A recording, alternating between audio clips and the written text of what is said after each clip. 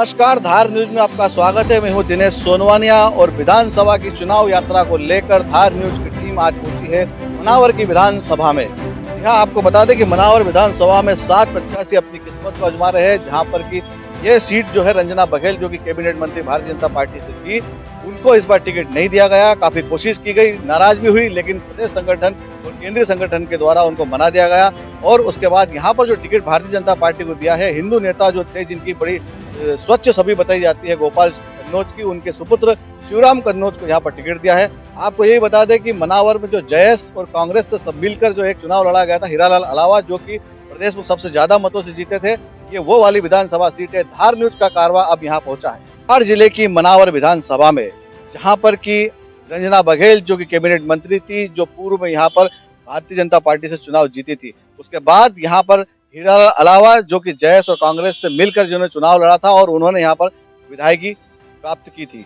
आज की तस्वीर ताजी ये है कि यहाँ पर 7 प्रत्याशी अपनी किस्मत आजमा रहे हैं।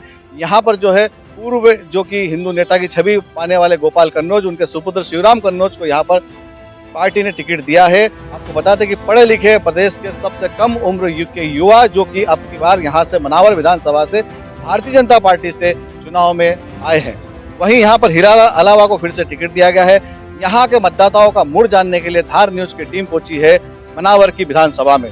मेरे साथ कुछ मेहमान पधारे हैं यहाँ पर, जिनको हमने आमंत्रित किया है, सभी पार्टियों से और आम नागरिक है। उनसे हम सीधे सीधे जानना चाहेंगे कि मनावर में जो पिछली बार कांग्रेस के विधायक रहे हैं, उनके द्वारा यहाँ पर कोई कार्य हुआ है या नहीं हुआ है, क्या क्या भारतीय जनता पार्टी की सरकार होते हुए यहाँ के मनावर के विधायक जो कि कांग्रेस के थे, उन्होंने क्या कार्य किए थे। सबसे पहले मैं परिचय लेना चाहूंगा। नारायण जौहरी, जिला कांग्रेस प्रवक्ता। कीमती IT सेल विधानसभा अध्यक्ष। रुपेश जौहरी, किसान कांग्रेस जिला सचिव। सलीम खान, एडवोकेट। अंकित शुक्ला, विधानसभा मीडिया प्रभारी। दिनेश सारंग, शक्ति केंद्र प्रमुख। मेहुल शर्मा। मयूर पाटीदार, नगर मंडल उपाध्यक्ष भाजपा। बंटी पाटीदार, मनावर। तो तमाम हमारे साथ यहाँ के मनावर के बाशिंदे यहाँ पर मौजूद है, कुछ पार्टी के लोग भी यहाँ पर मौजूद है और उन्हीं से हम जानना चाहेंगे। सबसे पहले मैं कांग्रेस से बात करना चाहूँ, क्योंकि कांग्रेस के यहाँ पर जो है विधायक थे हीरालाल अलावा, काफी चर्चित भी हुए थे। उनके बारे में हम जानना चाहेंगे। हीरालाल अलावा के द्वारा जो यहाँ पर है, कहते हैं कि प्रदेश में जो सरकार मध्य प्रदेश में जो बीजेपी की रही है और हीरालाल अलावा जी ने यहाँ पर क्या विकास कार्य किए। देखो, विकास कार्य तो इन 5 सालों की जो उपलब्धियां हैं वो पिछले 15 सालों से कहीं अधिक है। विपक्ष में रहने के बाद भी जिस तरह से हमारे सम्मानित डॉक्टर हीरालाल अलावा जी ने मनावर के चहुमुखी विकास के जो एकाकी प्रयास किए, भागीरथी प्रयास किए, वो शायद पूरे प्रदेश में एक उदाहरण है। एक मिसाल के तौर पे देखा जा सकता है कि यहाँ पर पहले पूर्व में जो 15 सालों तक या 18 सालों तक जो सिटिंग MLA मंत्री जो भी रहे, उन्होंने यहाँ की सारी योजनाओं को और सारे विभागों को जिस तरह अनियंत्रित स्थापित किया, वो इस पिछले चुनाव में उसका सबक जनता ने दिया था। मसलन यहाँ का जो सिविल अस्पताल था वो कुक्सी चला गया था। यहाँ के जो RES के जो बड़े डिपार्टमेंट थे, विभाग थे, वो सारे कुक्सी चले गए थे। ऐसे कई योजनाएं थी जो कुक्सी स्थानांतरित हो गई। मनावर के MLA होने के बावजूद भी कुक्सी का विकास का पर ज्यादा जोर दिया गया था, लेकिन कुक्सी के होने के बावजूद भी मनावर विधायक होने की हैसियत से हमारे डॉक्टर सम्मानीय हीरालाल अलावा जी ने मनावर के सिविल अस्पताल की बहुत बड़ी सौगात दी, 9 करोड़ से ऊपर की। 107 करोड़ रुपए का एक जो बाईपास की योजना थी, वो भी अतिशीघ्र शुरू होने वाली थी, लेकिन एन जो सरकार गिरा दी गई, उसकी वजह से वो योजना ठंडे बस्ते में चली गई। इसके अलावा यहाँ पर जो 41 करोड़ की जो एकलव्य हॉस्टल बनाया गया, वो भी हमारे विधायक जी के ही देन है, उन्हीं की उपलब्धि है। और ऐसे कई अनगिनत काम है जिसकी फेहरिस्त तो बहुत लंबी है। यानी आपका कहना है कि कैबिनेट मंत्री जो कि रंजना बघेल थी, भारतीय जनता पार्टी की सरकार थी, उनके द्वारा क्या यहाँ पर ये जो अस्पताल के और जिस तरीके से आपने जो काम बताए, वो यहाँ क्या हुए नहीं? मनावर के अस्पताल में जिस तरह से एक समय कांग्रेस शासन में 18 डॉक्टरों की पदस्थापना थी, उसके बाद जैसे ही भारतीय जनता पार्टी की मंत्री यहाँ पर रही और वो 15 सालों तक सिटिंग MLA रही, उस दरमियान यहाँ का अस्पताल की एकमात्र एक अस्पताल ही समझ लीजिए, उससे पूरी मनावर की दुर्दशा का आपको अंदाज लग सकता है। भारतीय जनता पार्टी से सीधे सीधे जवाब लेने जा रहा हूँ। उनका कहना है कि यहाँ पर इतने डॉक्टर होने के बाद भी रंजना बघेल थी, उसके बावजूद भी जो है डॉक्टरों को दूसरी जगह भेज दिया गया, हॉस्पिटल कुक्सी शिफ्ट करना पड़ा। क्या सबसे पहली बात तो कुक्षी में कांग्रेस पार्टी के ही MLA हैं हनी बघेल, उनके द्वारा प्रदेश सरकार के सामने छाती ठोक के बोला गया था कि अस्पताल जो है हमारे द्वारा स्वीकृत कराया गया। रंजना बघेल जब तक थी मनावर हॉस्पिटल में महिला डॉक्टर भी रही, सारे डॉक्टर उपस्थित रहे। आज 5 साल से विधायक अलावा खुद डॉक्टर हैं। मनावर हॉस्पिटल में केवल 3 डॉक्टर हैं, महिला डॉक्टर की कमी है। हॉस्पिटल के बीएमओ तक प्रभारी हैं। खुद जो डॉक्टर होने के बाद में यहाँ पे डॉक्टर नहीं ला पाए। सिविल अस्पताल की बात कर रहे हैं, सन 2017 में सिविल हॉस्पिटल का ड्राफ्ट केंद्र सरकार में जमा हो चुका था। सरकार बदली, 15 महीने की सरकार थी, जब तक वो ड्राफ्ट पास नहीं हुआ वापस भाजपा सरकार आई। यहाँ तक कि मनावर में जो विकास कार्यों की बात कर रहे हैं, आने जाने के लिए पुल का निर्माण कार्य पूरा नहीं हो पाया था। विकास की बात करें, विकास के नाम पे सरकारी योजनाओं को बताते हैं मनावर पुलिस थाना हमने बनवाया। अरे केंद्र सरकार ने योजना निकाली, पूरे मध्य प्रदेश में बनी। तहसील बताते पूरी केंद्र में, पूरे मध्य प्रदेश में बनी। अब ये बता रहे हैं कि एकलव्य स्कूल बता रहे हैं। एकलव्य स्कूल CNN का प्रोजेक्ट है जो सीधा होम मिनिस्टर बना रहे हैं। वो राज्य सरकार के अंतर्गत भी नहीं आता है। विधायक अलावा अगर यहाँ पे बनाना चाहते हैं तो स्कूल मनावर बनती ना, 7 किलोमीटर बाहर बन रही है वो स्कूल मनावर में। अगर पैसा मैंने बीच में नहीं बोला है, मैं आपको पूरा समय दूंगा।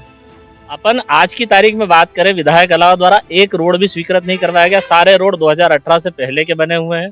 विधायक अलावा ने यहाँ तक कि यहाँ रहने वाले लोगों को जी हद तक परेशान करा, हाई कोर्ट तक चले गए उनके खिलाफ। अगर कोई काम अगर करा हो, स्थायी काम अगर विधायक अलावा ने करा है तो मुझे बता दीजिए कि उनके द्वारा वो काम किया गया है। हर शिलान्यास पे भारतीय जनता पार्टी का नाम प्रमुखता पे है। हर शिलान्यास पे जो है भारतीय जनता पार्टी का नाम बताया जा रहा है और इनके द्वारा किया जा रहा है कि हीरालाल अलावा द्वारा अभी तक कोई कार्य नहीं किए गए। देखो इतनी लंबी लिस्ट है उनके द्वारा। सब सर्वाधिक मध्य प्रदेश में मनावर विधानसभा को लेकर किए गए क्वेश्चन में सबसे टॉप पे है। 5 विधायकों में सबसे टॉप पोजीशन पर मनावर विधायक रहे हैं।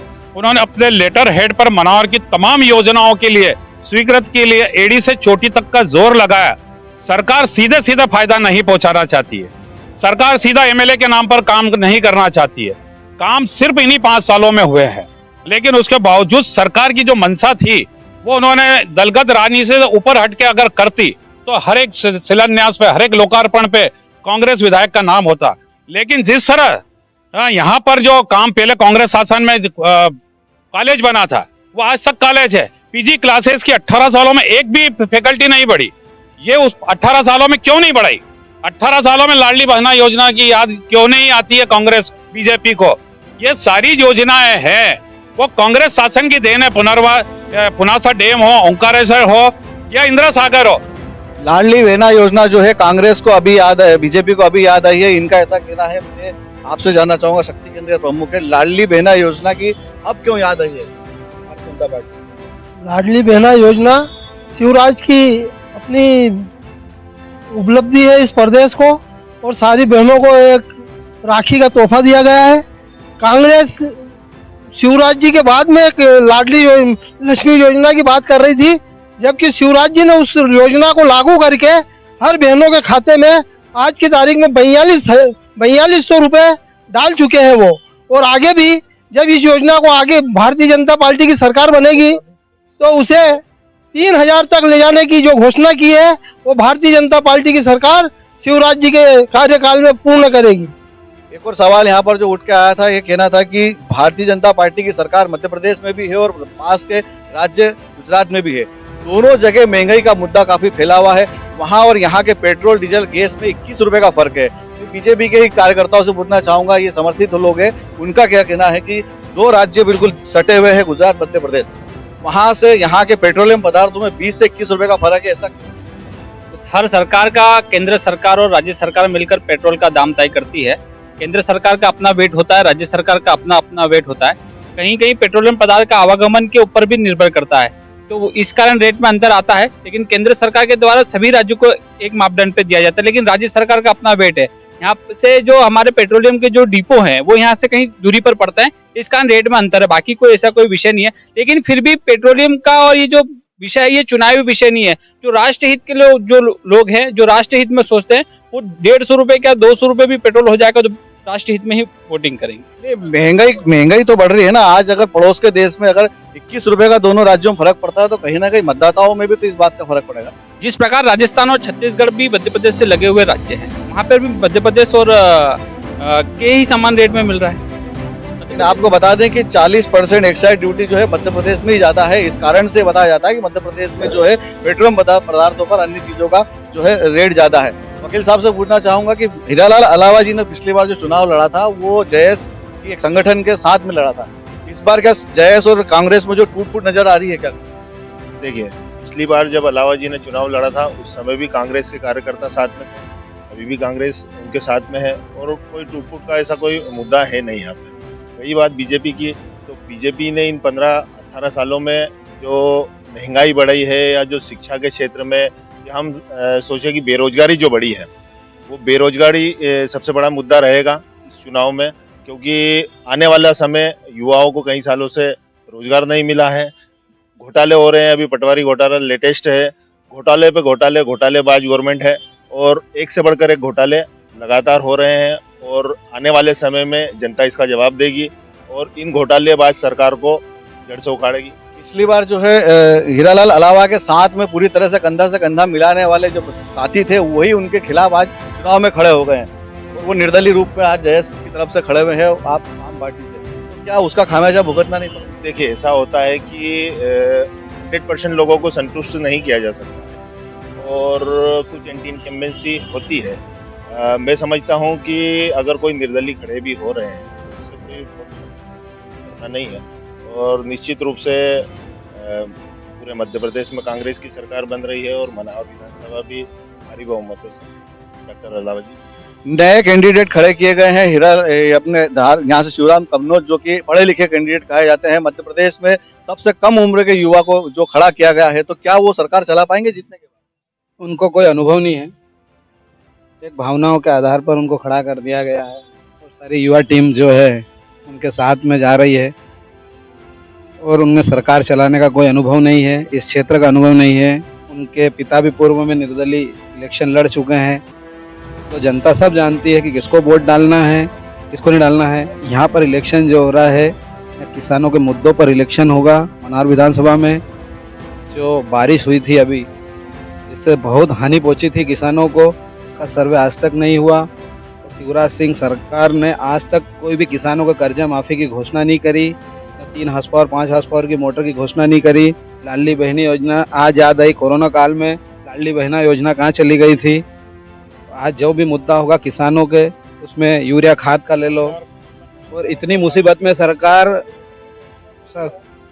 और 25-25 लाख रुपए जो हमारे कमलनाथ सरकार ने स्वास्थ्य बीमा योजना निकाली है, उसका भी फायदा कांग्रेस को मिलता है।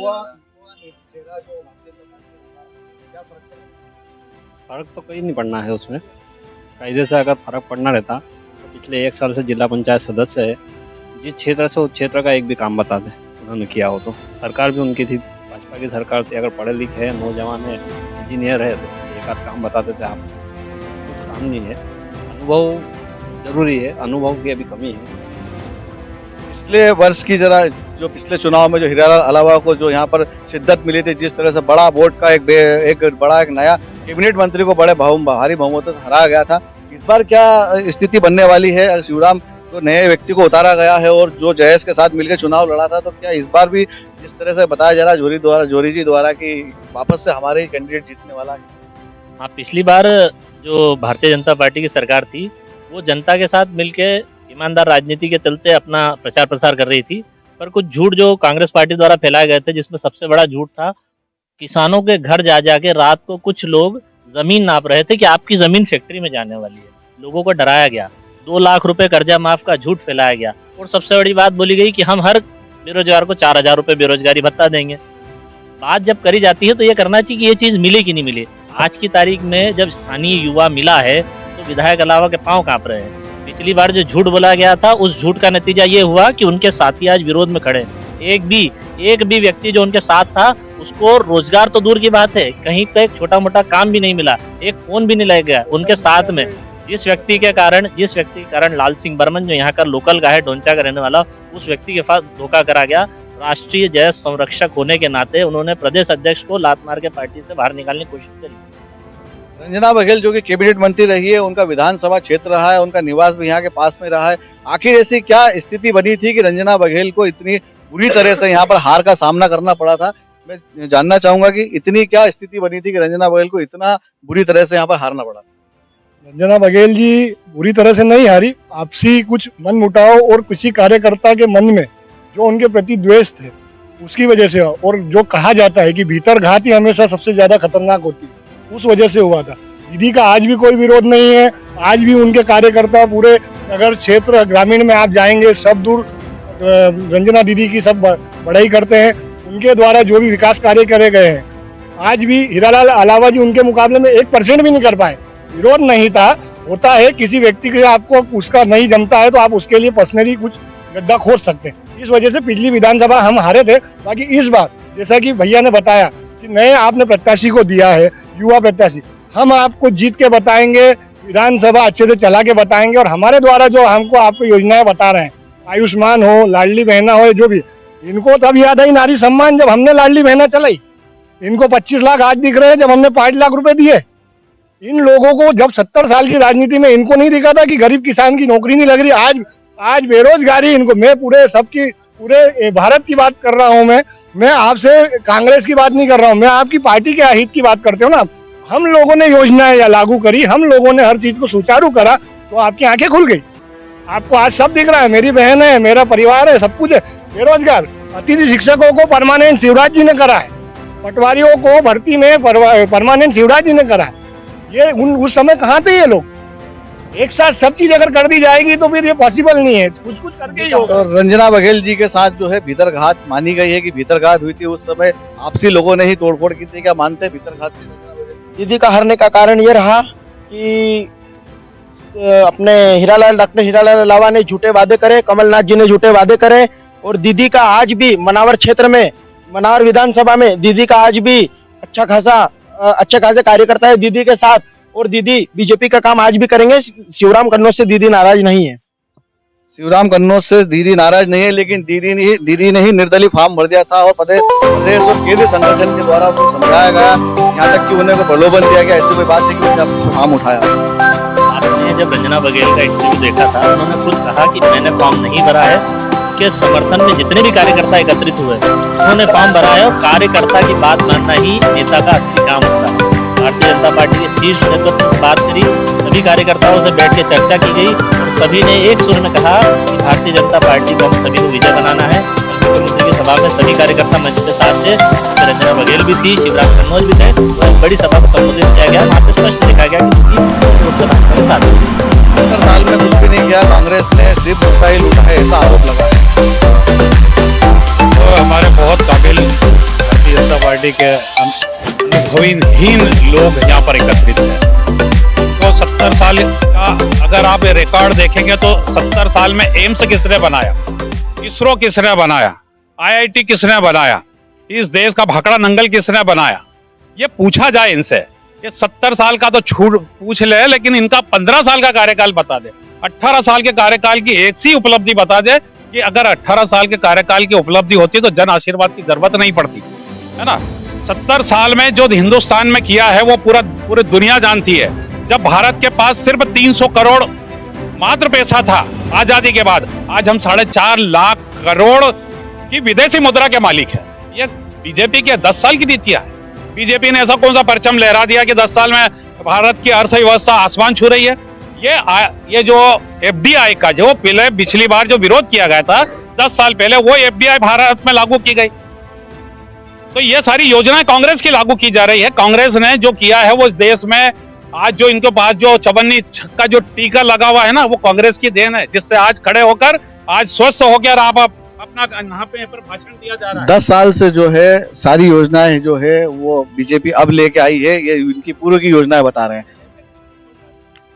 ऐसा है कि अगर कोई भी योजना अगर बनाई जाती है, हम कह रहे हैं ना कि कांग्रेस ने काम करा है, हमने ये मना नहीं करा। कांग्रेस में अच्छे लोग थे, उनके द्वारा योजनाएं बनाई गई, पर सरकारें काम करने के लिए होती हैं। वर्तमान में कांग्रेस की भ्रष्ट सरकार ने जिन योजनाओं में घोटाले करे, चाहे वो बोफोर्स घोटाला हो, फिर ये तो बड़ी बड़ी बात है। मैं तो मनावर विधानसभा की अगर बात करूं तो कोविड में जब टीके लग रहे थे तो केवल ये बोल रहे थे कांग्रेस नेता कि ये तो बीजेपी के टीके हैं। योजनाओं का विरोध करना तो ठीक से सीखे। अगर हम अनुभवहीन है, हम मानते हैं हम अनुभवहीन है, हमारी उम्र कम है आपसे, पर जो आपने देखा, अगर खुल के किसी अच्छी चीज का आप समर्थन नहीं कर सकते तो कृपया विरोध न करें, हम यही कह रहे हैं।